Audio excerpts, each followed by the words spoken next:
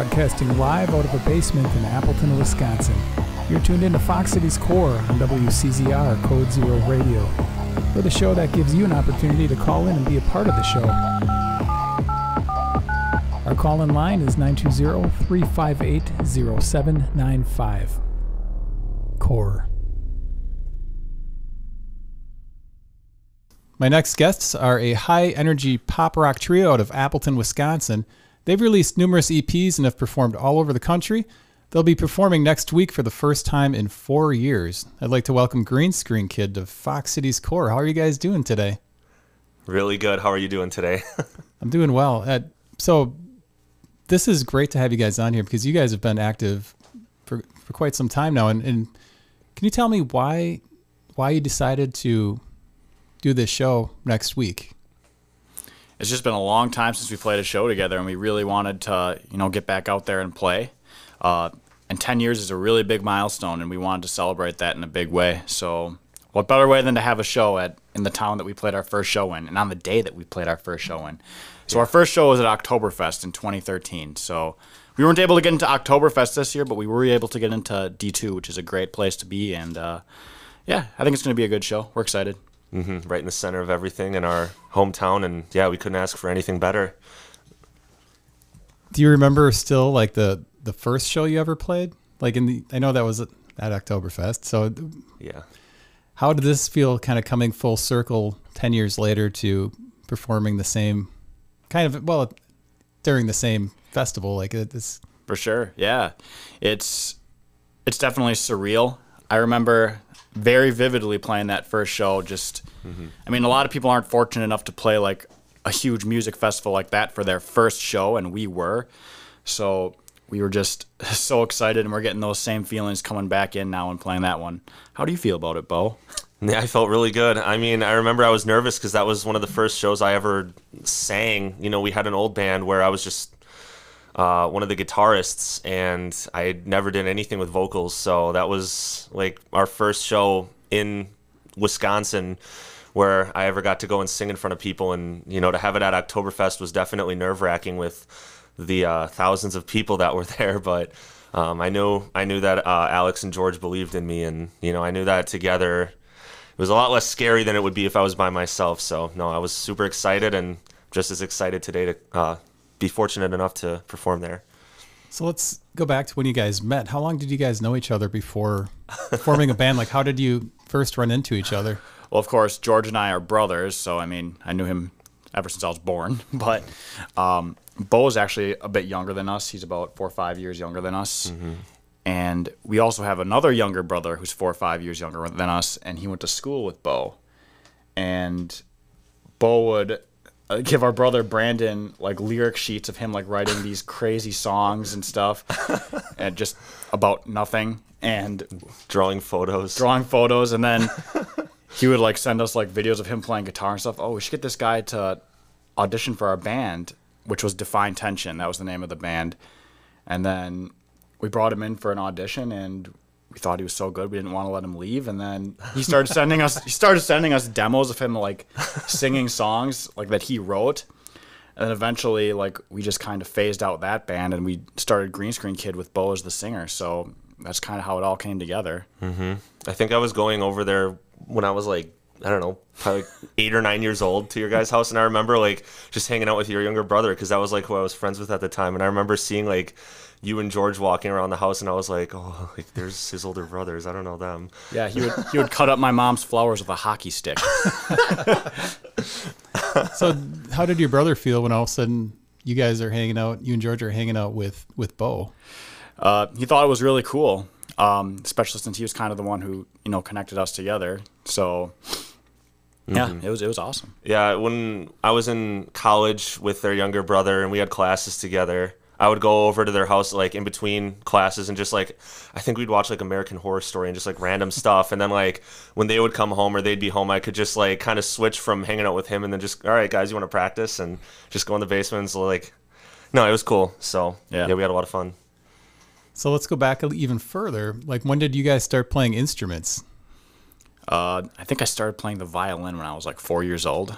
You and your brother, I think, right? Me and my brother, yeah. So my parents really pushed us getting into music at a young age.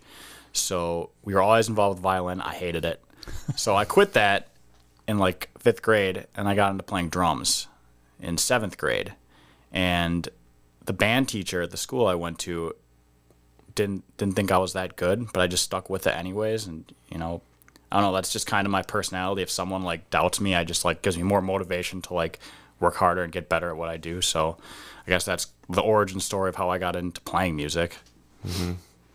And then for me, when I was like, I don't know, probably like 10 or 11 years old, I like the first band I ever like really like got into was Fall Out Boy, and they had the red album Foil Adu or whatever the one. There's like some red album that Fall Out Boy has, and that was like my first big like look into music. And I remember I looked up to Pete Wentz, and I wanted to play bass for my first instrument. Actually, that was like what my first interest was. So my parents took me to a local music store downtown Appleton, and we were looking at basses, and they were just so much more expensive than guitars. So my parents were kind of like iffy. They're like, should we invest in this? Like, what if you just, you know, we buy this and then he just like throws it away, like it's like just a phase or something. And so they got me a guitar because it was cheaper. So I was like, just like this $200 like, it was like this ESP brand guitar, and I played the crap out of it. Like I just would always like, I would learn like every song on that album, on that Fall Out Boy album, and then I got huge into this band Muse, and it just like completely like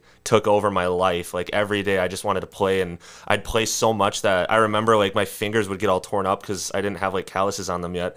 So I remember taking like super glue from my dad's like basement area, and I would like put them on my fingers so I could keep playing because I didn't want to stop. So yeah, that's how I got into it, you know, at least for the start. So would you consider that like, it sounds almost like an obsession? I mean, I was just really motivated because I remember like just seeing all these videos online like of like big bands performing. I just thought it was like the coolest thing ever. Like I would sit there and like when I was like 10 or 11 years old, like just like learning, I would remember like when no one was home, I would sit in like the front office room area and like play guitar, and I'd like pretend I was like on stage in front of people, and I would like pretend I'm like yelling out like, "What's up, Wembley?" And I would like sit there and yell, and like I had like this like big ambition in my head, so I just like wanted to continue building that. And so yeah, I guess it was an obsession a little bit, but probably a good one, you know, something that I was really motivated to do.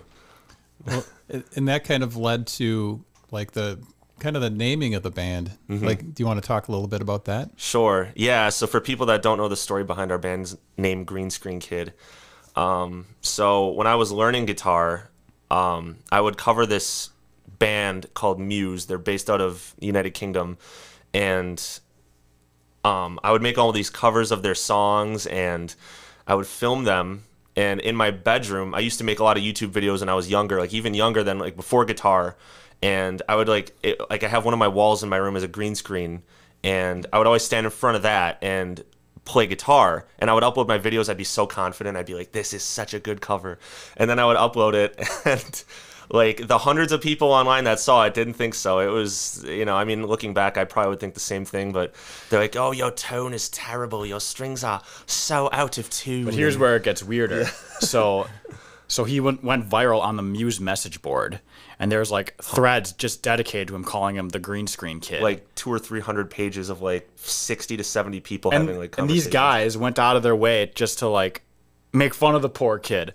And it's just like, and he didn't even know any of this was going on. We were the ones who found it. This was building for years before we found out about this. So like this was happening like halfway across the world without our knowledge. And there was some, I can't say it on here, but they said some bad stuff, like very, very profane. Like, yes. Yeah, some pretty bad stuff. But yeah.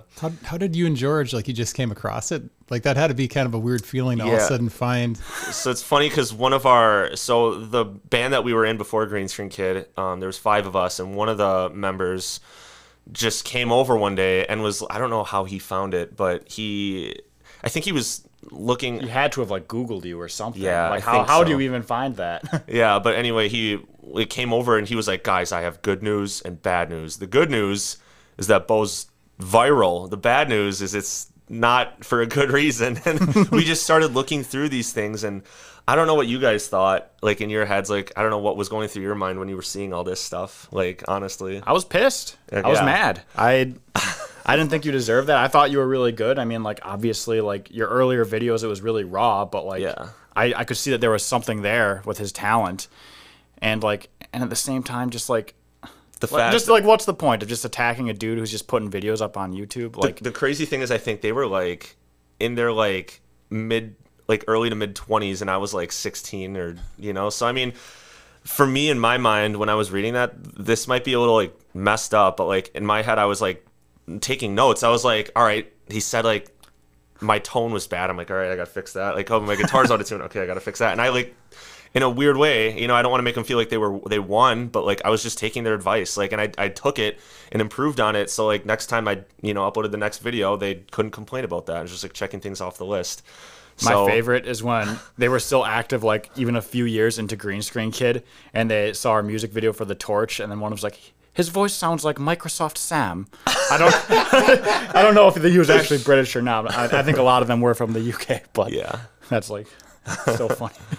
Well, that's, like, you must have been pretty good to get that kind of, it almost sounds like jealousy responses in a way. Yeah, I mean, I think in a weird way, like, far, far away from me realizing that I was marketing myself or branding myself because of the green screen behind me. So, like, it made my videos, like, stand out from everyone else. So, like, it kind of gave them something to, you know, target and give a nickname. And yeah, so I guess back to the Green Screen Kid story, you know, I uploaded the videos on YouTube of me playing these horrible covers in front of the green screen, and they just referred to me as the Green Screen Kid. So, like, that's what they would call me, as, oh, Green Screen Kid just uploaded a new video on YouTube. And the GSK, they would abbreviate it and like say, like, GSK's tone is so bad. Like, they would just go on and on about it. But and if they're watching, thank you. Yeah. We really appreciate you naming our band. No, and that's the crazy thing. Like, I don't want to get too ahead of myself, but, like, now I've had some of them, like, request to add me as, like, a friend on Facebook. And, like, not recently, but, like, a few years ago, and they've been following. Some of them have been following us still, and like, they comment and, like, actually, like, say, wow, like I am, like, you guys have definitely exceeded my expectations. Like, you're so good now. And, you know, like, they, in a weird way, kind of watched me and us grow together and kind of flip the switch a little bit. But yeah, no, it's, you know, I don't really ever respond to any of them just because, you know, it's like, you know, after everything that they've said, but at the same time, I can't not admit that they might have helped push me a little bit into, you know, growing into who I am now and what I become. So do you feel that kind of cyberbullying has gotten better or worse since that happened to you over a decade ago? Oh, it's non-existent now. I mean, to be completely honest, I haven't gotten, like, any negative comment in the last probably 5 years about anything. You know, people respect, for the most part, what we do. You know, I'm sure that, you know, you're always going to have people that disagree with what you're doing and, you know, talk behind closed doors. But, you know, at the end of the day, like, you know, if no one's saying it to my face, then there's nothing I can do about it. So it's, yeah, no, I mean, everything's been really good. And, yeah, so. Well, you guys end up starting to write together. Were you kind of pushing out covers for a little while before you started tackling writing original music? Yeah, I mean, we kind of just dove right into it. He was writing, like, songs that became Green Screen Kid songs when we were in Defined Tension. Mm-hmm. And that's when I realized, like, okay, well, we just have to, you know, just keep doing this. But speaking of the covers, the moment I realized that this guy was going to be the singer of the band was when he sent us a cover of Knights of Sidonia by Muse, and he sang the whole thing. And I remember listening to that. My mom was in the room. Hi, Mom, if you're watching. And that, we're like, this is the future. This is going to be your next band. And it was. So after that, like, we started working on those songs he was sending us. And then, you know, I would collaborate with him more, especially, like, with more of our modern stuff. Me and Beau collaborate a lot more than, like, the past. Mm-hmm. And it works really well. But, yeah, most of the time we just, you know, have been writing and not really a lot of the covers. So when you guys were getting ready to release Chroma Key, how many songs did you have written at that point when you went to record that, and where did you record it? It was like 5 or 6 songs we had ready, but we picked our best 3, and that was over with Tony from Verona Grove when he had his studio at the time, Studio H. And that was really exciting because that was a local band we looked up to a lot. Mm-hmm. And So that was a crazy recording process because Beau had never like professionally recorded vocals before, and he got sent home because he wasn't prepared. Yeah. So I remember that, and I thought it was crazy because like I thought I was prepared. I mean, you know, going back a little bit, I remember I don't want to say they tricked me, but you guys were like, there was this other guy when we first were starting this new band, and they were telling me like, all right, we're gonna have this guy by the name of Rian. Do you remember that? He was gonna join our band as the singer. You told me. Yeah. And then I remember we'd say, but for now, just you sing in the mic and practice. So we would just practice like that, and I would just sing and just thinking in my head like, all right, I'm just the fill-in, I'm just the fill-in. And then I remember one time you guys sat me down after a few practices, and you're just like, all right, Beau, we want to tell you who the new singer of the band is. And I remember I was like, what do you mean? And then you guys just looked at me and you're like, you and George are just like, you. And I'm like, why? And I just thought, there's no way I can do this. Like, there's no way. But anyway, obviously it worked out. And but yeah, we went to the Studio H with Tony Anders, and I thought like I said, I thought I was prepared. We practiced so much, and it was just, I don't remember what I was struggling with. I think I was struggling with like hitting higher notes and just like being really breathy, being like really inconsistent with volume, and just pronunciations. And I was like really, really nasally in the beginning. And yeah, he sent me home. He wasn't mean about it. He's just like, hey man, look, you could tell I was like out of breath and I was struggling. He's just like, hey man, just go home for the day. You know, we'll pick it up tomorrow. He's like, you got it. And he just gave me a couple things to work on, and came back the next day. And from what I remember, I thought it went really well then. He just was like, very well. Yeah. Yeah, so it was a really cool experience, especially like he said, you know, working with Verona Grove, who was a band that, you know, for a long time, you know, at that stage of our, you know, like career, we really looked up to them, and you know, just to work with like them was like, oh my gosh, like they're like one of the biggest bands around, you know, for this area. I was like crazy. So yeah, you kind of look around the studio to try to find some of Tony's signature Verona Grove instruments. Yeah, I know we did. I mean, and we played on a lot of his instruments for, you know, some of the songs. Like you know, most of the time it was just my equipment, but at the time, like I said, I think I was still rocking that first guitar, that $200 guitar from Hyde Music downtown. So I think we were using some of his equipment at least for the guitars for most of it. So yeah, no, it was a really cool time. So. Do you remember how long it took you to do the whole recording? Was it days or weeks? A couple days. Yeah, just a couple days. So yeah, no, it wasn't that bad actually. You know, the music, you know, the instrumental parts were pretty quick. It was just the vocals, just because it was so new for me, I think that was like 2 or 3 days maybe. Yeah, so but that's fine, you know, just a day per song. Vocals took the longest, but yeah, it was smooth. You had that recorded before your first show at Oktoberfest. So were you selling that at I Oktoberfest? think we were. Yeah. Not yet. No, not yet. Okay. We had it ready to go. We had our own release show for that at Copper Rock Cafe downtown. That's right. That was like in November.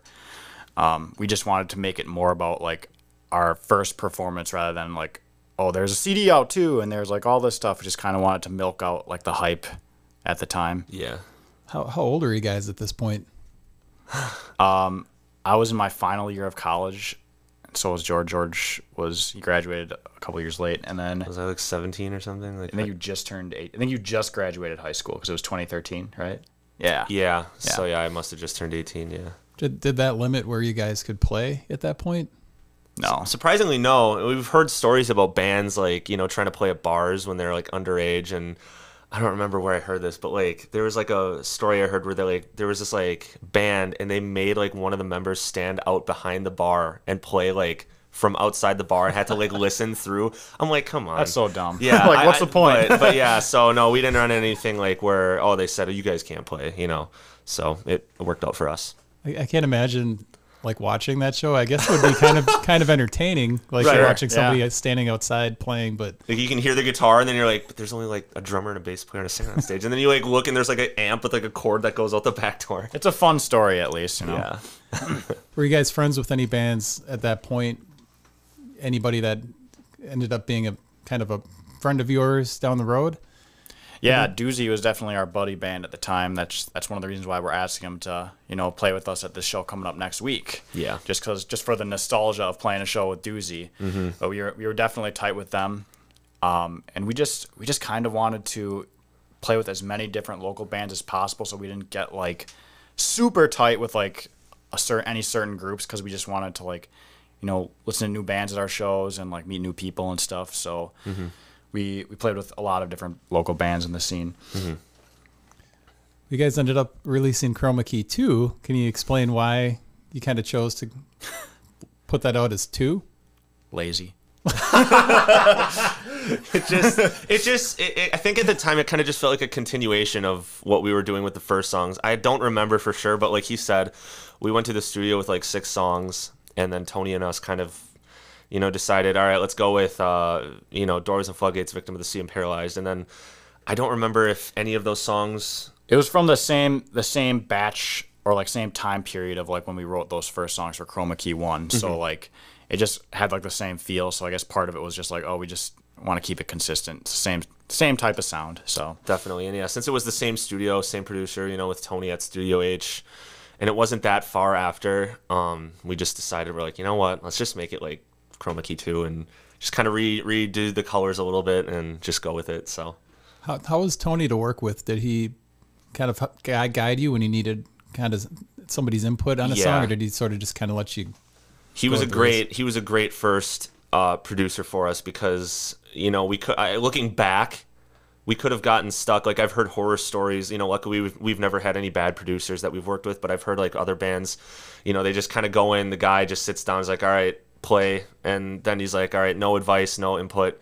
And Tony was very involved with what we were doing. Like he had a lot of recommendations, but it never felt like it was really pushy. It was just kind of like, do you guys want to do this? Like I have this idea. It was never like, all right, you guys, we're changing this. So yeah, no, he was really cool. And especially, for me with the vocals and my struggles with that in the beginning, he definitely was patient and helped me a lot of the way with that and made it a really good first experience, especially for me in a studio. So yeah. The second time in there must have been a little bit easier.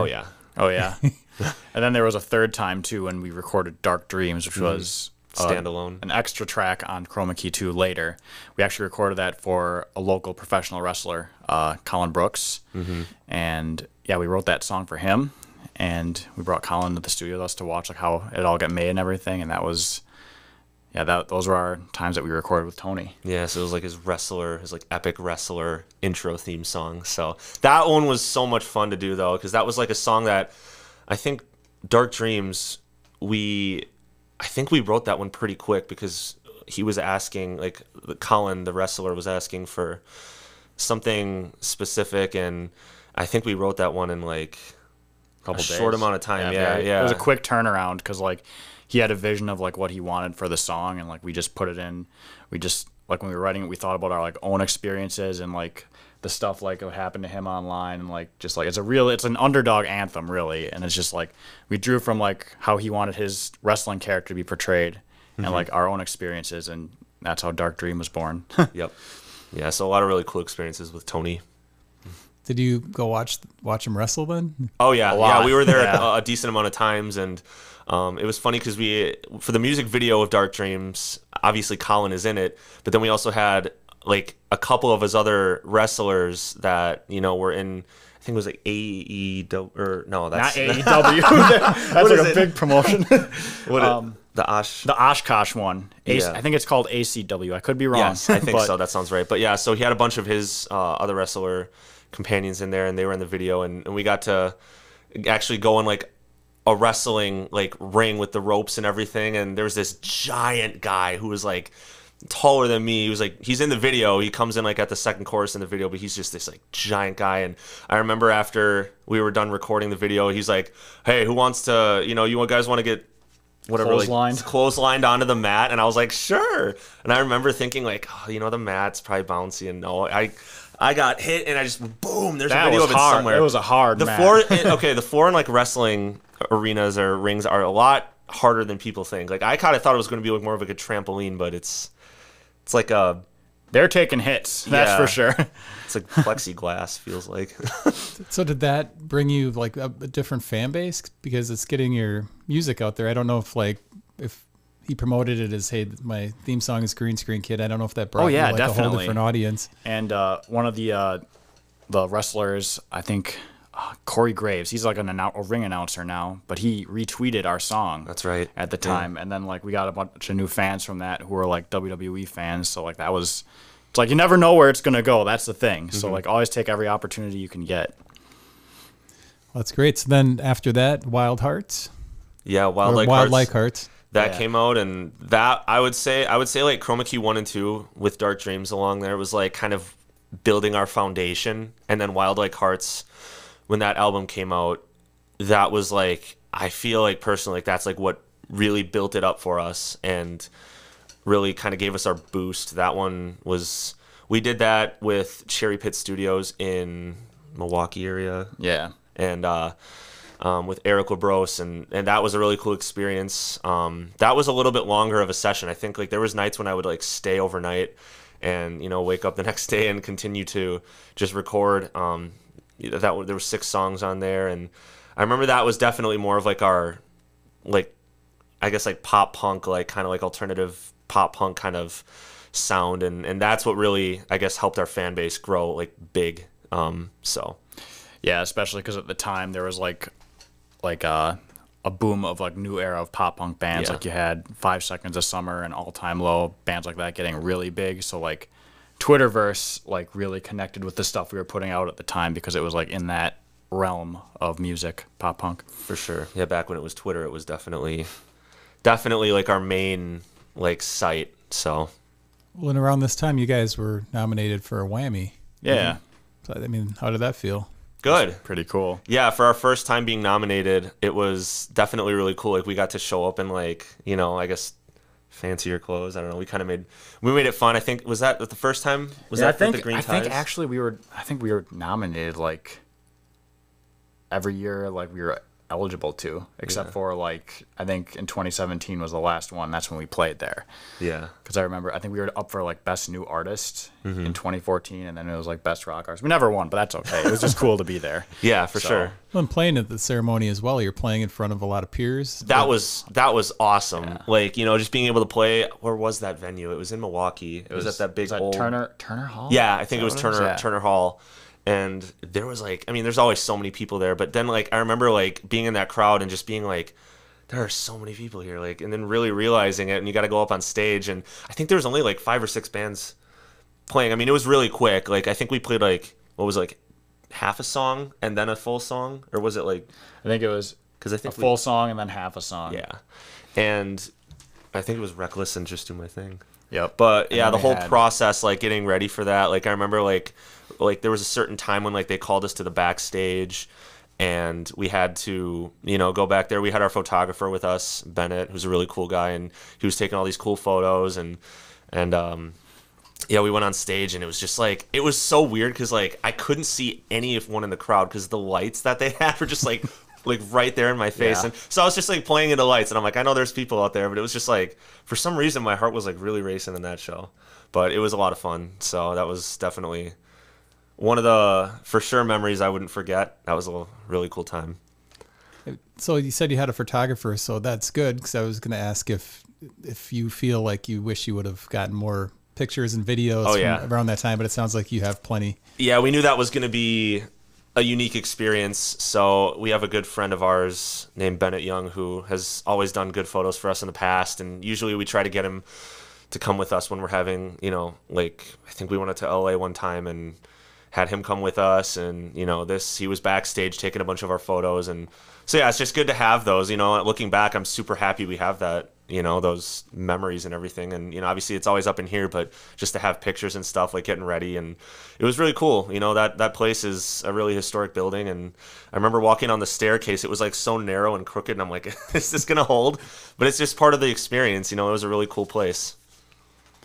Well, then you guys had the Mastermind. Where did you go to record that?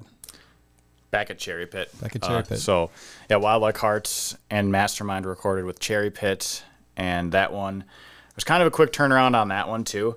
This one we wanted to use more for like sync licensing type stuff, because we wanted to kind of see if there was anything else there for like that whole wrestling community, because we kind of had success with that. So we went in with a bunch of those songs saying, hey, we should try to get these on WWE, because Eric has connections with sync licensing. And our song Reckless actually made it into the movie Fighting with My Family, which had the wrestler Paige and also The Rock in it. So that was really cool. Dwayne Johnson, yeah. Yep, Dwayne The Rock Johnson, my favorite wrestler, by the way. Yeah. But, that was really surreal. And then the song Reckless was actually used for one of the female wrestlers' entrances in WWE. Rachel Evers, yeah, it's somewhere on YouTube, but like someone filmed it. Like, it's crazy because we didn't even really hear about this right away. Like, all of a sudden we just see like this YouTube video come. I don't remember, someone sent it to me, and it was like, there's this video out there of like this WWE wrestler Rachel Evers coming out, and our song is playing like for her entrance theme, and that was just like, what? Like, it was crazy. So, but yeah, the Mastermind was, I would say, like Chroma Key I, II, and Wild Like Hearts is like collectively like our original face, and then the Mastermind, we took a little bit of a turn, like he was saying, with the sync licensing and trying to, you know, find success with, you know, where we found it with Dark Dreams, and, you know, make songs that were a little bit more, I don't know, a little bit more rock, a little bit more riffy. And so that one, yeah, like Reckless was really successful with that. So yeah, that was definitely a little bit of a turn for us though. So people that might not understand what sync licensing is, sure, you want to explain it?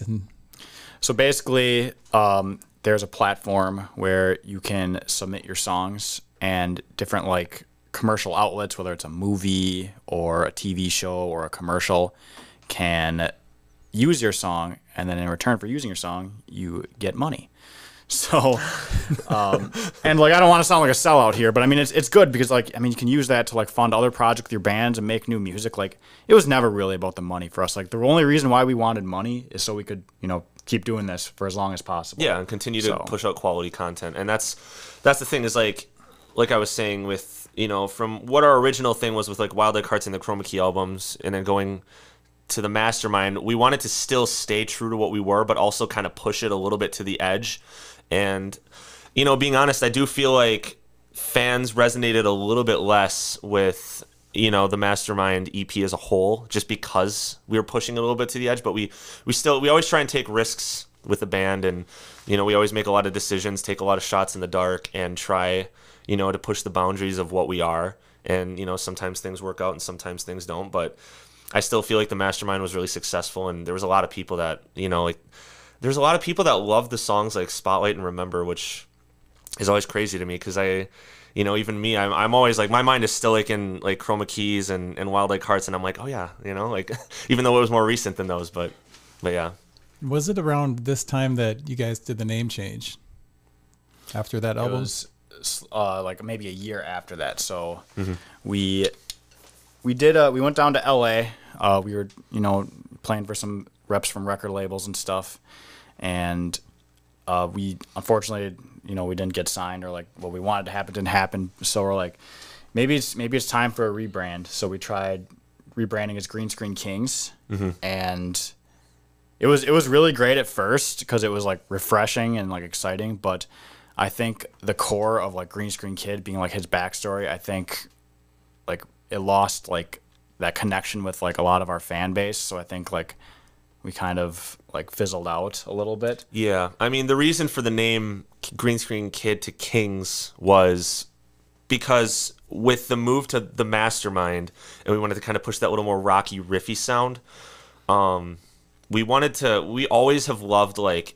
epic, like big music, like big, like epic, like Muse and like 30 Seconds to Mars, and, you know, big sound like that. So I think we kind of wanted to like push this like secret love that we had for that sound, and kind of like incorporate it a little more into what our band was, because our band was a little more like alternative, like pop punk. And so we wanted to kind of add that in there, but we didn't want to like confuse the fans, so we tried to change the name a little bit, make it a little more epic while still retaining what we had. And I think it just kind of backfired a little bit, and we lost a little bit of the plot with some of the fans and some of the people that, you know, they were kind of like, why'd you change your name? I think even when we were recording with All Time Low, I think they didn't really say anything, but I think Rian even was like, you know, okay, all right, you know, he's like Green Screen Kings, and he's like, okay. But I think it was just, you know, we don't regret it. It's something that we at the time all agreed on, and we wanted to take, like I was saying, we like to take shots in the dark and make big moves, and this is something that at the time we thought would work out for us. Obviously, that's why we did it, but and we respect what people want, and after all these years, that's why we came back as Green Screen Kid and said, it kind of made it more of like an album era, because I think now on Spotify we have the Kings collection where, when we were branded as Green Screen Kings, all those songs that we recorded under that name are kind of on an album as like the Kings collection under Green Screen Kid. So that's like a nice way to bring it in. For sure. Yeah. And that was his idea, which was really smart. So I'm glad you brought up recording with Rian from All Time Low. So how was that experience? How did that process differ? You're with all of a sudden another person you looked up to, right, on a huge level. You're down in Nashville, so you're way removed from your natural habitat. Definitely the same like feeling as when we recorded with Tony for the first time. It's like, here's another one of your idols, and you're recording with them. And the first time we went down there, we did one single, Canvas Skies, and then that went over really well. Yeah, that one, people loved it. Yeah, that one was very successful for what we have done in the past. But just the whole, like, I don't even remember. I know you were the one that got the opportunity for us because you reached out. You saw his like on one of his accounts, like Ryan Dawson's account, the drummer of All Time Low.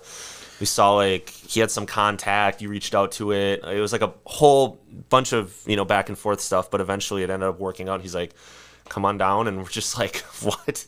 Like, we're gonna go record with like a member of All Time Low, and it was just like crazy. I remember the 10-hour drive down to Nashville. Like, we were just like, oh my gosh, like this is nuts. And then I remember we pulled up. Finally, we get there and we pull up right in front of his studio, and we're just like, where do we park? Like, this is it. And we're just like freaking out because it was like so like, I mean, you can imagine like with a high profile guy like that, like it's a pretty underground like looking building that's not suspicious, but there was like security cameras everywhere on the outside, so it was like you could tell. But yeah, we just parked outside, and all of a sudden he just comes walking out, and we're just like, oh my god, like there he is. This guy drives past the driveway. Yeah. Yeah, because I was like, where do we go? And then he just like, I missed the driveway because I'm like, oh my gosh, there he is. And I'm like, just, oh my god. But yeah, so anyway, he was a super cool guy. Like, he didn't feel at all like, I would classify him as a famous person. Like, I didn't really know what to expect, so that was like my first real impression with somebody who I guess you could consider made it. And he was a super, super nice guy, like very down to earth, didn't make himself seem like he was up here at all. Like, he was just like, you guys want anything to drink? He's like, yeah, hang out. And he was like so like involved in the writing process of this song. Like, Canvas Skies going in to that whole studio session was so much different than it came out, and that's like the best part about it is all the changes he made were so good, and they were all collectively like, I think there were some that we even were like, no, like we don't like that, and he was always like, okay, that's fine. He's like, yeah, let's try this, and just a really, really, really cool experience. So and really casual, like we went out to lunch like every day with him, and I don't remember if it was the first or the second time there, but like the people that recognize him, and he's just like super chill, but he's like, yeah, he's like, what's going on? And no, it's just a really, really cool guy and a really cool experience. Is he somebody that you still keep in contact with? A little bit, yeah. So I mean, we haven't. It's been a while, but it's been just kind of casual back and forth, like liking a story or something, just as simple as that. So, and his assistant as well, Dan. And he's in the band now. Yeah, Dan Swank. His assistant Dan Swank. I don't think he was there the first time when we did Canvas Skies, but I think the second time around which we'll talk about eventually, but when we did 3 more songs with him, then he had his assistant Dan Swank, who. Super cool guy once again. So he's making a career for himself too now. Like, I saw he's like doing a lot of like his own like producing and mixing, and for like signed bands. So he's like putting together a good career for himself. Yeah, so for cool, sure. Cool to work with him. Yeah, definitely. So then after like that whole thing, when you came back here, that must have felt kind of like surreal, sort of. You probably wanted to just release the stuff as quick as you could. It was like a dream, for sure. Like going there and doing all that stuff, and then coming back, and it's just like, where do you go from here? So but yeah, we definitely milked out releasing all those songs. So we recorded 4 total. So Canvas Skies was first, and then the next year we went back, we did Fairy Dust, Fragile, and Pharaoh. Fairy Dust and Fragile were the first ones to like announce Green Screen Kings, and then after we took a break, Pharaoh was like on the back burner for a long time, and like, well, now that we're back, we should just release that. We've had Pharaoh for like 4 or 5 years. Yeah, 5 years, I think. We've been holding on to that, and the funny thing is, we've played that song live. You know, I don't want to get ahead of ourselves, but when we played with Sleeping with Sirens, we played that song there, and I remember for years, like after, like, because that there's like a live video out there somewhere of it, and like none of our fans could recognize what that song was. They're like, "What is that song?" They're like, "That song sounds so crazy," and people like ask like about that song, and for us to finally release it now is awesome because we've just been keeping our mouths shut for like forever. So.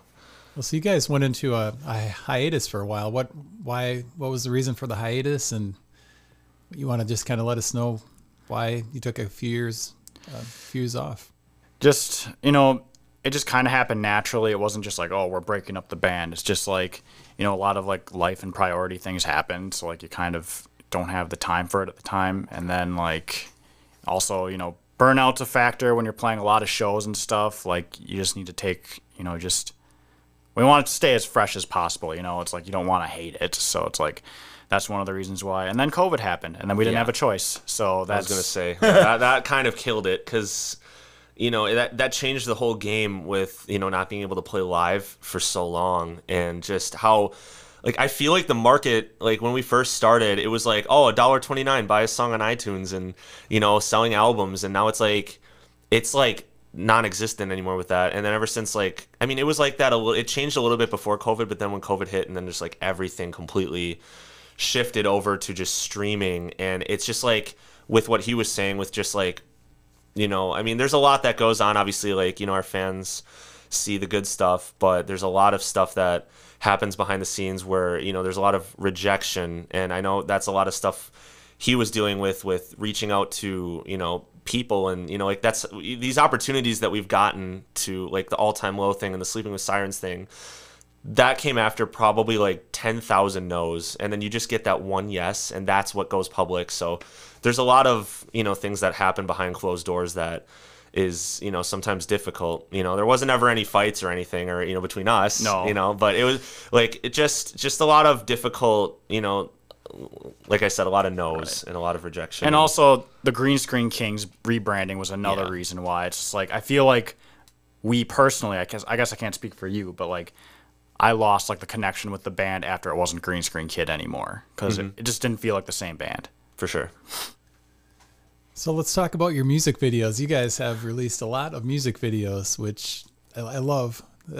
Who is that? Something? Who is there a particular member in the band that kind of pushes the videos, or just something you collectively like to do? Yeah, something that we definitely collectively do. We all of our videos, I'm pretty sure all of them, right? Except for like the couple that we did ourselves. I'm pretty sure all of them were through a guy named Peter Doucette, who's been a longtime friend of our band. He's done like all our videos, and I think the first one we ever did with him was The Torch. And then we just loved that so much that we were just like, you know what, we're just gonna stick with this guy forever. So like every music video we did was through Peter. And you know, he's a super cool guy. He was around our age, and just a super chill guy who's always willing to do something crazy, always willing to experiment. He had the equipment, and he had the mind to, you know, help us come up with these crazy ideas. And with our videos, we've definitely tried very different things in all of our videos. And yeah, I have a ranking of, I would say, like, you know, our videos of what I like and what I don't like looking back. But yeah, The Torch, ironically, is probably one of my favorites, and it was the first one we did. I think it's my favorite too. The Torch and Dark Dreams, which were the first two we did, because they were so simple. You know, they were so simple. There were certain videos that we tried doing a little too much in, and it just lost the plot a little bit, and that's on us. But they're still good videos. I mean, they're still good quality and everything. But yeah, no, we definitely have a lot of fun with music videos. Some of my favorite memories with the band are filming music videos with our friends. Absolutely. And it's just so much fun to go out there and just, you know, get the camera in front of you and know like you're gonna make something awesome that everyone's gonna see. Didn't Matt Bacon make an appearance? Yes, he did. The Wizard. How did he get involved in that? I was confused. I was like, how does Matt Bacon fit into this equation? Well, Matt Bacon of Cock ESP fame. That's his band. I actually worked with him at Guitar Center for a long time, so he's a really good friend of mine. And just one time, we wanted him to dress as a wizard in one of our music videos, and he did it, and he went along with it, and he kind of became like a meme with our fan base, so we had him come back a bunch of times. He was there at the WAMI show when we played. They just call him the Wizard. And yeah, and we've brought him on live a lot of times, and people love it. It's just like something you don't see with live bands. It's like, why is there a wizard on stage? Doesn't have to make sense. He's just there. He might make an appearance at this upcoming show in a week. We'll see. But yeah, so I wouldn't count on it.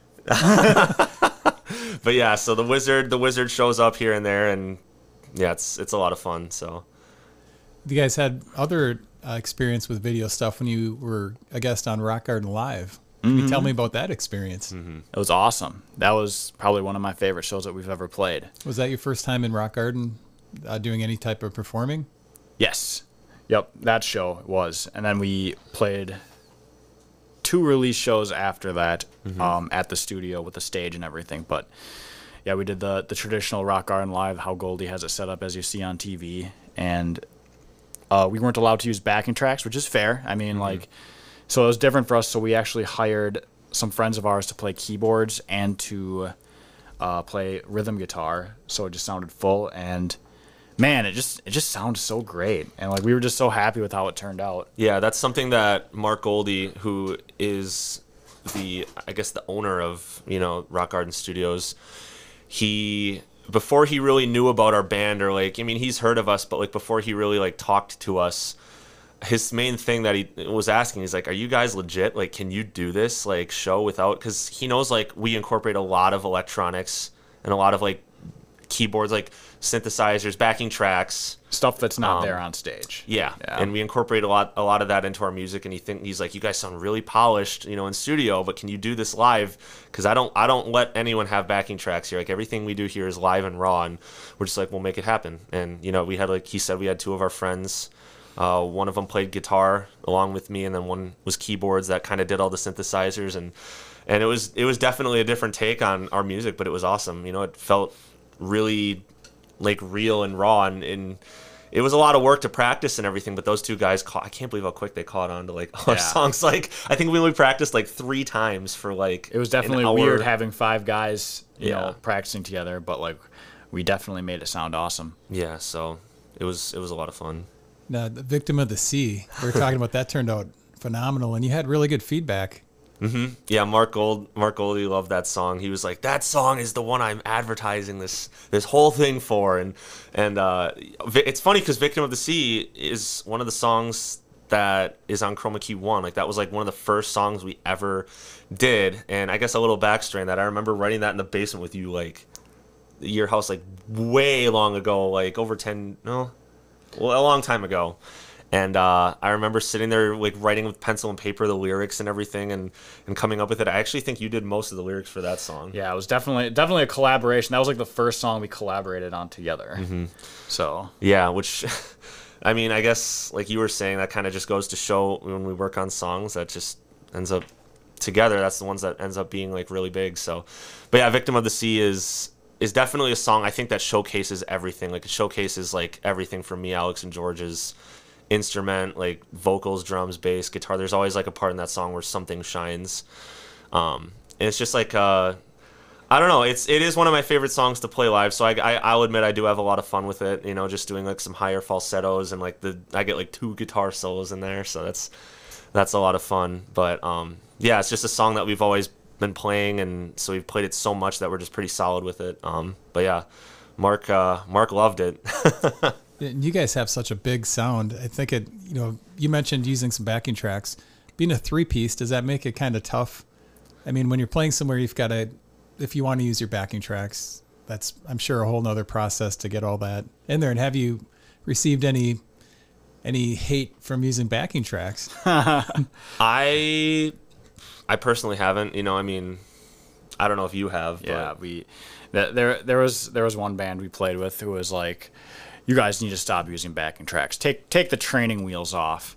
Oh, I forgot about it. And then we're just like, "Oh, okay." And then later we just laughed at it. I forgot about that. I do remember that. But yeah, there's been people that have, I guess there's been people that have criticized our backing tracks, but also never to me, but I've heard like people thought that I like use auto-tune on my voice. Like, I don't remember who it was, but there was like a group of people that were asking like, does he use, they weren't being mean about it, but they were just asking like, does he use auto-tune on his voice live? And the answer is no. I don't even know how you would do that. Yeah, you definitely need to see him live, like, because I remember I remember those guys were saying like when they saw us live, the ones who were asking like, do I use auto-tune? And then they're like, I was singing, they're like, his voice just sounds like that. Like his voice just sounds like naturally. I'm like, I don't hear it. I don't know. I mean, what that means, but well, I think everybody's so used to people using that now that to hear you singing like so perfect, people just assume, well, he's got to be auto-tuning. I try not to use auto-tune, but I try my best when I'm live. But no, yeah, we don't. I mean, obviously, with studio stuff, there's always some sort of like pitch correction and everything. But live, no, there's. Have you thought about getting a second guitarist permanently to kind of fill out the live sound? Right, we've talked about like bringing someone on for just live, but probably not. I think it's just easier with just the three of us. And like as far as like coordinating practices and stuff, it's already hard enough with George being in Madison to like get us all together. So it's just it works and it's easy and we're used to playing with each other, so we're just gonna keep it as is. Right. Yeah. Like we've tried our best to incorporate it and try to fill out that sound as much as we can. So like when George is playing his live, the bass notes, he'll usually add like some sort of a fuzz on the root note of what he's playing, so it kind of fills out that low end, where on my guitar I'm playing a little bit more higher stuff to kind of fill out that mids to highs. And I've taken that from Muse. I mean, like Muse is my favorite band of all time, so like I get a lot of inspiration from them, and they're a 3-piece as well that also uses backing tracks, so it works out. But yeah, so we kind of try to fill in all the pieces so there doesn't really sound like there's too much missing when we're playing live. But yeah, definitely in studio, obviously there's a lot, like I play like 2 or 3 guitar parts at once on our songs, and it's like, how do you do that live? And that's the question that we always try to figure out, is like, who plays what, between me and George. And we don't have a lot of guitars in the backing tracks, like some. Like usually if like the instrument is on stage, we won't put it in the backing tracks. For sure. Yeah, it's never me like holding a guitar, not playing it, and then the backing track is playing a guitar. Like it's stuff that like isn't there. It's like, and like if like, I don't know if anyone out there still criticizes that. I mean, it's 2023. I don't know why you would, but like, I don't know, like, buddy, have your band bring a 20-piece orchestra on stage. if you think it's bad, you do it. So what do you guys have coming up next? You've got the show next week. Are you going to release another album? I'm guessing you probably have more songs left over that were never recorded. Mm-hmm. Yeah, we're definitely working on an album, and this one we're gonna self-produce. Yep, I would definitely say we're working on something new. Yep.